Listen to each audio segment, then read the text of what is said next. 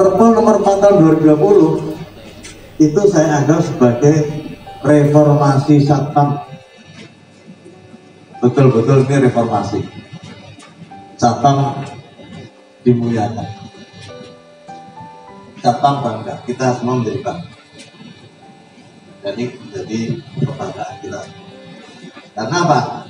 Pertama, definisinya sudah berubah. Ya. Definisinya berubah tadi kan menjadi apa? Loh, kok udah lupa? Profesi tadi, ya. Dulu hanya kelompok petugas, sekarang kelompok profesi loh. Jadi semua profesi. Ya. Definisi berubah. Yang kedua, seragam satpam dan atributnya berubah. Ini kok pada nggak ada ya? Oh, panitia. Seragamnya berubah. Tapi sebenarnya seragam coklat itu dulu pertama kali diwacanakan oleh Pak Mugiarto, kami itu pada saat pokja dengan kami. Ya. Bisa saja nanti seragamnya satpam itu mirip dengan dulu. Memang waktu itu begitu. Ya. Karena melihat polisi-polisi atau pengamanan swasta di luar negeri itu juga pakaiannya mirip polisi negara itu. Kira-kira. Pertama, kenapa namanya kok Pam Swakarsa? Itu masyarakat masih teringat tahun 98. Ya, saya sampaikan bahwa Pam Swakarsa ini definisinya dari dulu tidak berubah. Ya, tidak berubah. Jadi ada pihak tertentu yang mengatakan, polisi mau menimbulkan kembali Pam Swakarsa. Ya, pengertian minor yang salah gitu. Ya. Jadi bukan menimbulkan kembali, memang Pam Swakarsa pengertiannya dari dulu ya itu tidak berubah, gitu kan. Yang kedua, kenapa bajunya nggak coklat? Jadi dua isu itu yang dipersoalkan. Nah, ini penggantian seragam ini punya latar belakang juga, sudah menjadi profesi supaya bangga, diganti sekarang image-nya, gitu loh. Ya, dulu kan saya usulkan yang diganti seragamnya itu satpam yang tradisional aja, itu jangan pakai seragam satpam gitu loh. Karena saya masih nyaman dengan seragam biru putih biru itu, ya itu masih bagus sebenarnya itu masih bagus. Saya mau pertahankan itu. Saya menyarankan ke Pak Kabarkam, tolong yang satpam tradisional itu bajunya beda, jangan pakai nama satpam. Tapi yang terjadi malah semuanya diganti. Ya sudah. Kan? Ya. Jadi pangkat itu yang menentukan Mabes Polri, yang menentukan Polri. Jadi usulan HRD masing-masing BPJB mengusulkan nama-nama satpam yang akan diberikan pangkat. Baru diberikan pangkat pengesahan oleh Polri. Boleh pakai pangkat. Jadi tidak pasang sendiri. Ya. Sekali lagi, pergantian baju warna coklat itu sampai 5 Agustus 2021 wajib berganti semua menjadi coklat. Itu poin 1. Nanti dulu ya. Itu poin 1 kita. Ya. Yang kedua, bahwa pangkat tidak boleh dipakai dulu, menunggu perkabar. Memang nanti menjadi serentak, menjadi repot karena sudah mendesak menjelang Agustus kok perkabarnya belum keluar. Ya. Jadi pangkat tidak boleh dipakai dulu. Silahkan berganti warna coklat, tapi tidak perlu pakai pangkat dulu. Kemudian yang ketiga yang perlu diketahui dan nanti akan tercantum dalam perkabar juga, bahwa seragam itu hanya boleh dipakai di lingkungan kerjanya saja.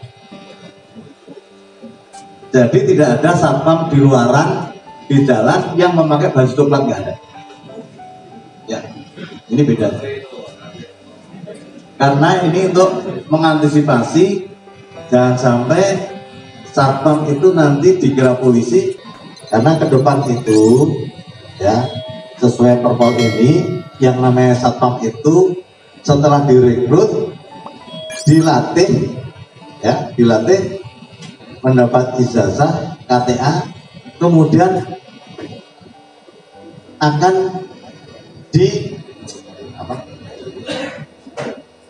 dikukuhkan, ada pengukuhan ya, ada pengukuhan oleh Polri kedepannya begitu. Jadi Bapak yang mengatakan Gada Pratama ya, jadi nanti itu Polri akan mengukuhkan ya kepada satpam-satpam yang sudah lulus dari Gada Pratama ya.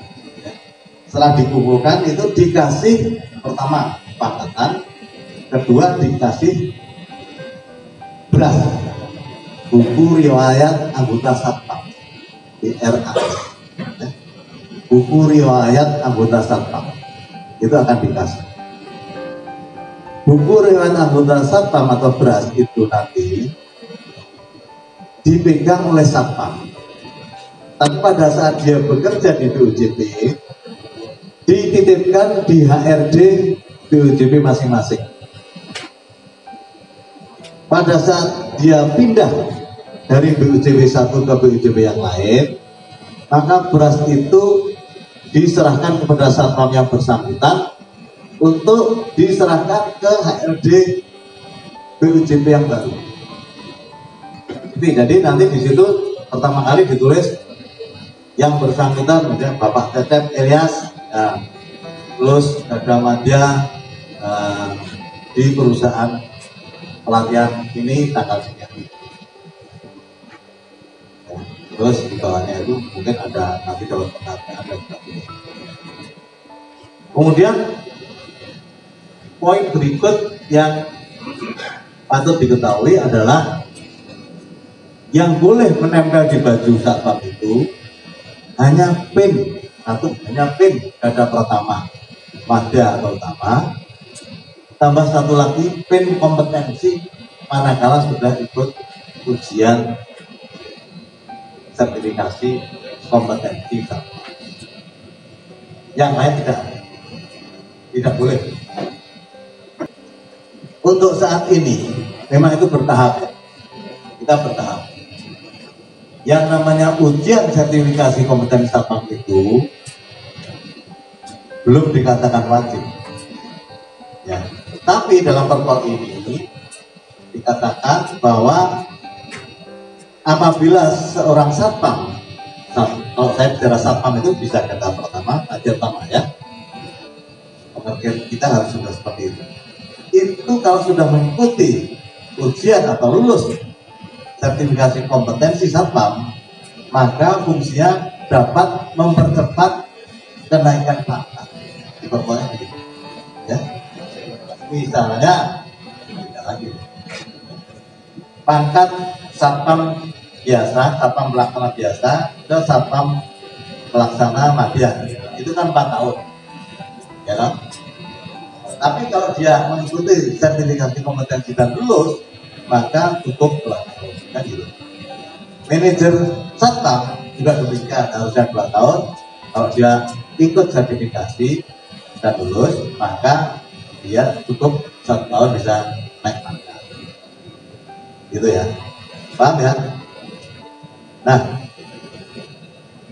bicara keharusan dan tidak tadi, kalau kita melihat bahwa sekarang satpam itu menjadi profesi, maka kalau mengacu kepada profesi apapun di bidang yang lain ya, itu uji kompetensi menjadi wajib secara periodik.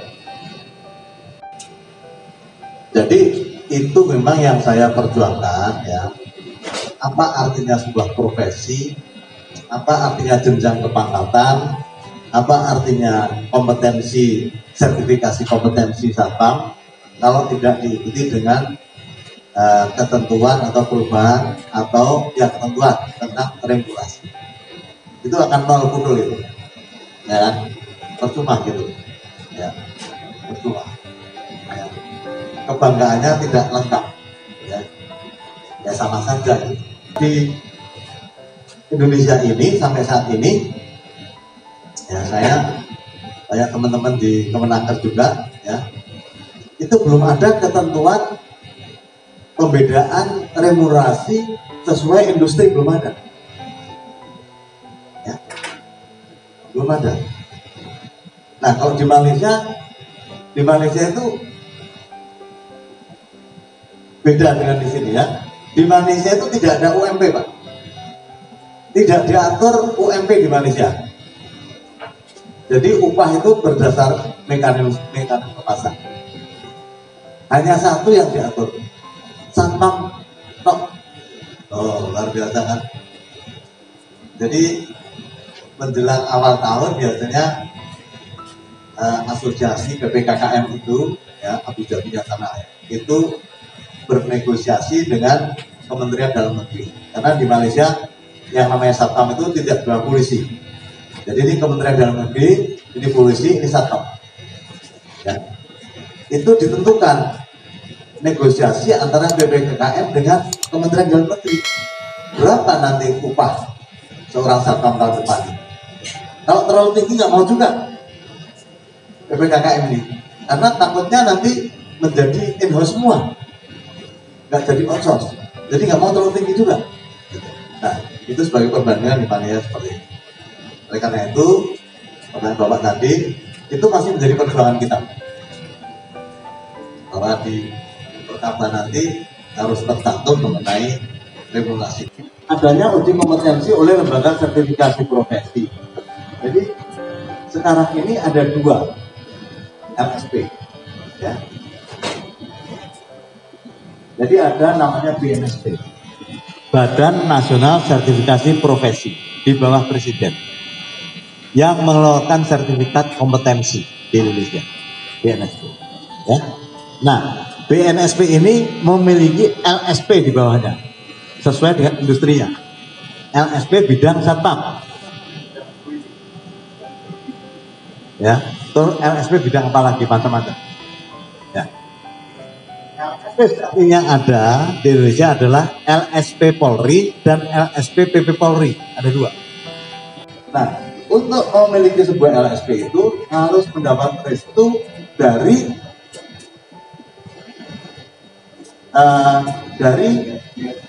yang punya industri, ya, polisi. Jadi kalau nanti LSP APSI, ya harus direstui oleh Polri. Kalau tidak direstui nggak bisa. Ya, yang namanya profesi apapun di dunia ini, ya, di Indonesia juga, itu harus ada uji kompetensi. Ada LSP-nya, ada uji kompetensi, ada asosiasinya, ada kode etik, ya, adanya kode etik profesi, ya. Dalam Perpol 4 2020, ya,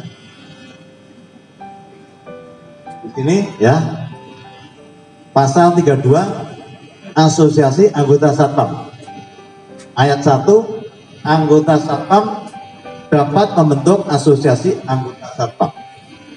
Ayat 2, asosiasi anggota Satpam sebagaimana dimaksud pada ayat 1 merupakan perhimpunan yang menampung aspirasi dan kepentingan anggota Satpam. Ayat 3, asosiasi sebagaimana dimaksud ayat 1 wajib diregistrasi pada Korbimas Balkam Polri melalui Dirbimas Korbimas Balkam Polri. Kita sudah terregistrasi. Asosiasi sebagaimana dimaksud ayat 3 wajib menyusun kode etik. Saya sudah menyusun kode etik profesi Satpam dan saya sudah secara official, secara formal, saya sudah sampaikan ke Kabarkam. Kemudian dalam menyusun kode etik, asosiasi membentuk tim formatur yang keanggotaannya terdiri dari perwakilan asosiasi dan Polri. Jadi dari kami ada 3 orang, ya. Nanti saya dalam surat saya waktu itu saya minta personel Polri-nya yang akan terlibat dalam tim formatur. Ayat 6, kode etik yang disusun oleh asosiasi disampaikan kepada Kapolri untuk ditetapkan. Ya, jadi nanti ada ketetapan oleh Kapolri tentang kode etik profesi satpam.